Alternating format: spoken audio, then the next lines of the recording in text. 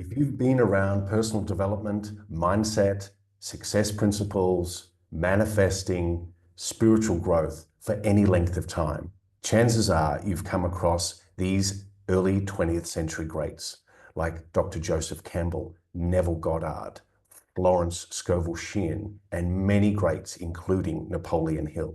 And there's one key principle that they all talk about that I'm going to discuss in this video to share with you how my wife and I found and moved into our dream home within weeks of deciding what we wanted. Not months, not years, but weeks. So make sure you stay to the end so you can get all the juicy details as I go behind the scenes in a real, raw way of letting you know how easy it can be to get exactly what you want in your life.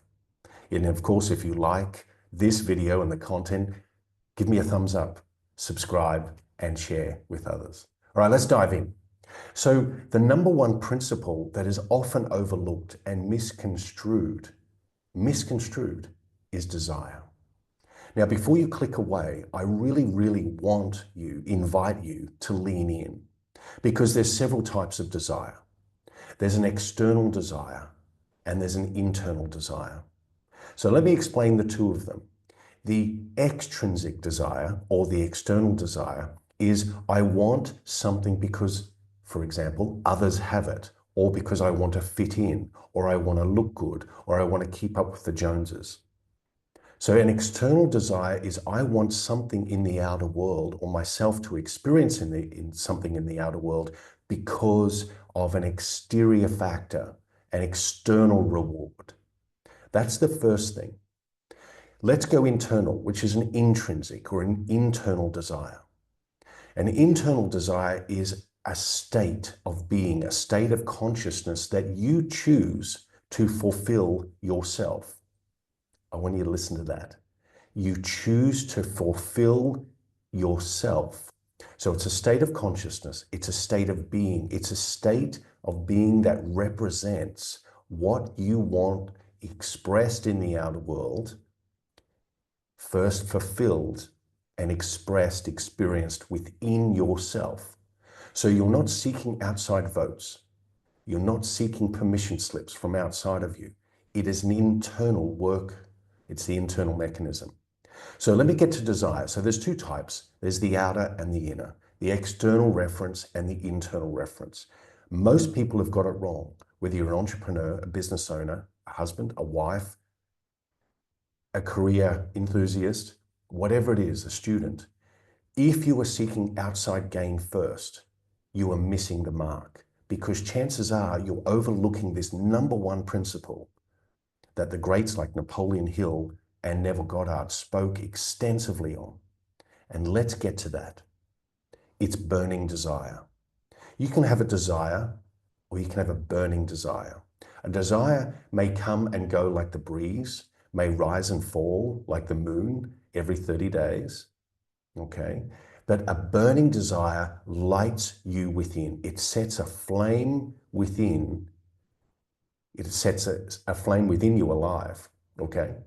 So the difference between a desire is you will change from desires. I want this now and I want this in the next moment because you're in a dopamine fix. So you're in a cascade of depreciating dopamine. I'm getting a little bit neuroscience-y on you right now. So you go from one thing to the other. So when you look on Facebook, you look on YouTube, you look on Instagram, whatever it may be, you're looking for the next thing all the time as a dopamine fix. That's an external reference, an externally referenced desire. I want this, then I want that, then I want this, but I'm not occupying any real state for any period of time.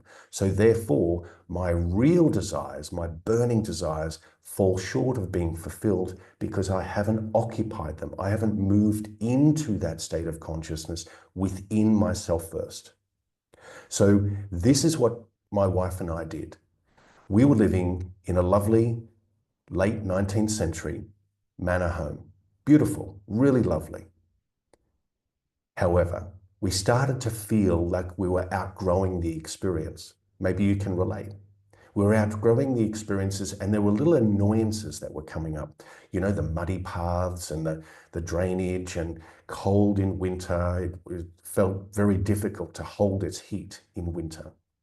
And so a number of other things started to press upon us to squeeze us like the pumpkin seed. And you'll hear me reference that example, that metaphor a lot. You get squeezed so that your desire then takes form and squeezes you into a new trajectory of experience. So burning desire, you must have a burning desire. The difference between a desire that is changeable, like the change of seasons, the change of your underpants, the change of your hairstyle, the change of your mood, versus a burning desire. So my wife and I started to really feel into it and say, okay, the next version of our home, the next version of ourselves wants to be expressed this way. And so we started to be very specific about the elements of a perfect home: the light, the big windows, the direction it was facing, the open sky, the nature, the trees, the fields, interaction with nature, you know, seeing the rise and fall of the sun. All these sorts of things, the spaciousness through the home, the light in the home, how it felt when we walked on the floor, whether they were floorboards, whether they were carpeted, the situation of rooms, how the house, each room was purposefully designed in a way so that we felt like we were in a new state of being specific to what we wanted in each room. The office felt like a really productive, successful space. The meditation space felt really relaxing and engaging. The bedrooms, the kitchen, the outdoor areas, all those sorts of things. So we started to really feel into what we wanted, and then we wrote down specifically in general terms, general specifics, okay, what we wanted. What is what felt good. And so as we wrote down what we wanted, what we preferred, we then assigned a feeling to that. So feeling light coming through the windows as the sun rose in the morning, we could feel the warmth on our skin. We can feel that our face was touched by the sun. And what we were looking at was a beautiful, vast field and an open sky. So we felt peace, we felt excitement. And we went one by one down through the list. And as we finished our list, we sat with that list for a couple of days, on and off talking about it, on and off feeling about it. And let me tell you right now that there was a squeeze, because we knew that the house had already been sold. Our house was already sold. We had an expiry date on the home that we needed to move. There was no extensions. There was no extensions. So we were either all in or not. And that's the difference between a desire and a burning desire. A burning desire is you're hot and cold. A desire is you're hot and cold. A burning desire is either you're burning hot or you're freezing cold. You can't have a cold burning desire, okay? So I know it sounds like a bit of a double standard there, but at the same time, look at whether your burning desire, inverted commas, is actually white hot or whether it's freezing cold, and you're trying to convince yourself of such. So we had an expiry date on our home. We needed to move out, and there was nothing. We were looking and looking and looking, and we became a little bit frustrated. We became a little bit, I guess, dismayed and a little bit disheartened at times. And I said, no, we stick with it. We live in the end, as Neville would say. And we walked the fields of our new home. We walked the floors. We slept in our bed in a new room and gave it life. We animated the house by walking through it, sitting in the lounge chairs, all those sorts of things.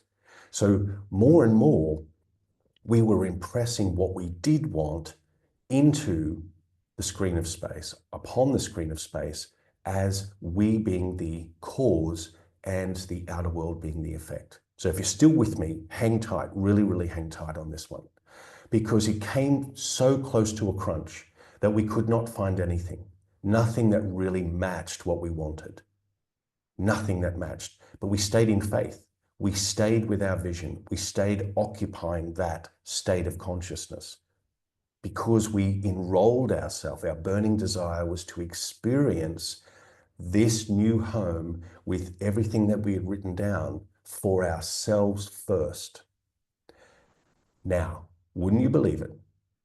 Within a week, 1 week of needing to move from our current home, the previous home, this home that we're in came up and we booked an appointment. And the photos didn't really do it justice, but we really had a good feeling. And as we pulled up, there were a couple of other people wanting to inspect the home. And we did not give that credence. We did not look at other people going, we're in competition. So make note of that. It was already ours if we chose it to be. So we saw other people walking through the home. We saw the agent talking to other people. And so as one by one they filed out of the home, we walked in. And from the moment we drove onto the property and drove up the drive, the avenue, in and saw the home, absolutely loved it. And so as we walked into the property, there was so much space and so much light, and the spaciousness and the positioning of the rooms and everything else. It was perfect. It was an instantaneous yes. It was an instantaneous recognition of what we had written down. Now, of course, in our limited view, we're capturing so much information at the same time that we couldn't possibly have gone through the list that we had written only a week or two before and ticked them all off. It's got this, it's got that, it's got this. But we did consciously do it with a lot of the things on the list. So as we walked around, we said, yes, that's where we slept. Notice the difference. That's where we slept. That's where we sleep. This is where we have walked. This is how we prepared our last meal. This is this kitchen with this, beautiful Tuscan tiled floor and all these sorts of things. And we just knew that our home was this one. And so keep listening, because this is, as we left the property, we could start to feel that little bit of doubt arise. Think, okay, there are other people. We are human after all. And we were looking for a little bit of hope. We were looking for that insider edge from the agent. She gave us nothing. Absolutely nothing. Lovely as she was, she gave us nothing. We were treated like everyone else, because if we fell for that, in us allowing ourselves to be treated like everyone else, we would have fallen victim to external influence. We would have fallen victim to competition, that it was not already ours, that it was not already lived in by us. It was not already living within us as a burning desire fulfilled. Okay? So we walked away and we started our preparations to move. The packing started, everything else started, the remove list and all these sorts of things. The last day, the day we were due to exit, the last day, we got notification that we did not get the property. It went to another couple. Now, I caught my breath for a moment, and my wife did as well. And immediately I said, that is not facts. That's not the fact. They will change their mind. This couple will change their mind and they will move to something else. I said, let's take this as an opportunity to recharge and to have a mini break. So we moved in to an Airbnb for 1 week. That 1 week was the part of the bridge of incidents, as Neville Goddard would share. That was the trust, the walk of faith. So we moved in and we enjoyed that. Meanwhile, we heard nothing. We stayed, and I said, we're still moving in. We are still moving in. And my wife will not mind me sharing that she was a bit wobbly. She was quite wobbly at times, thinking, this is it, we're not going to move in, we have to find something else, we're going to be shipping around from Airbnbs, yada, yada, yada. I said, let's hold the faith. So that's 1 week that we were in the Airbnb. We created space for ourselves. We created a shift in our environment so that we could experience something different, not going from one house to another house. We experienced a mini vacay. And so we allowed our nervous system to relax, allowed ourselves to recharge our desire and to go more deeply and purposefully and specifically into it, and then drop it. We dropped it. I knew that within the week of being in the Airbnb, we would receive from the agent confirmation that it was ours. And without fail, Thursday came. A missed call from the agent, an email from the agent. My wife was out doing school pickup or whatever it may have been. And I called the agent and she said, would you love it? And I said, yes, we've already moved in. And she laughed. And I called my wife and she had missed the call as well, and yada, yada, yada. It all goes around. And of course, the answer was yes. So within a 24-hour period of notification, everything was moved into place. The removal list, the packing, the final clearing, and all these sorts of things. It felt like a squeeze, but that was our body, the external world, the material objects within the third dimension, now catching up to what was fact, what was the new reality. So we needed to move the physical objects in our world to raise their frequency and to match and be aligned with the new frequency of the new home. So that happened within 1 week. And so from us deciding of moving out to moving into a new home was only a few weeks in total. And there were rumblings along the way. There were a bit of tossing and turning and second guessing and doubting and a bit of fear and a bit of overwhelm. But the strongest principle wins. The strongest frequency wins. The strongest frequency is that of your burning desire. Your burning desire is one you absolutely want, not one you think you can have, not one that you want because something else feels better to you and you'll take it because that's all you believe you can have, or because someone else wants it. A burning desire must be that very thing. Any travel that I've ever done, it's because of a burning desire. I've been called to a place.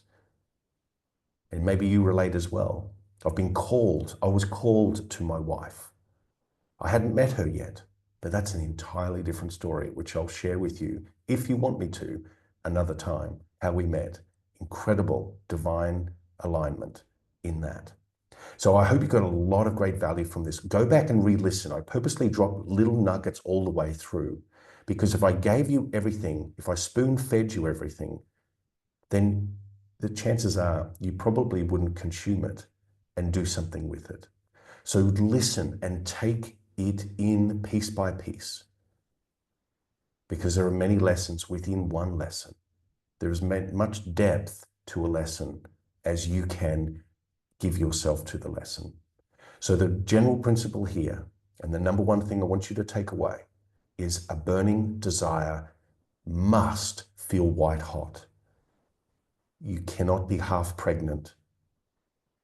You're either pregnant or you're not. All right? So I hope you enjoyed the story. Hope you enjoyed the narrative. If you loved this video and you stayed right till now, then please give me a like, please subscribe and share and comment below what you found valuable. Big love. See you in the field.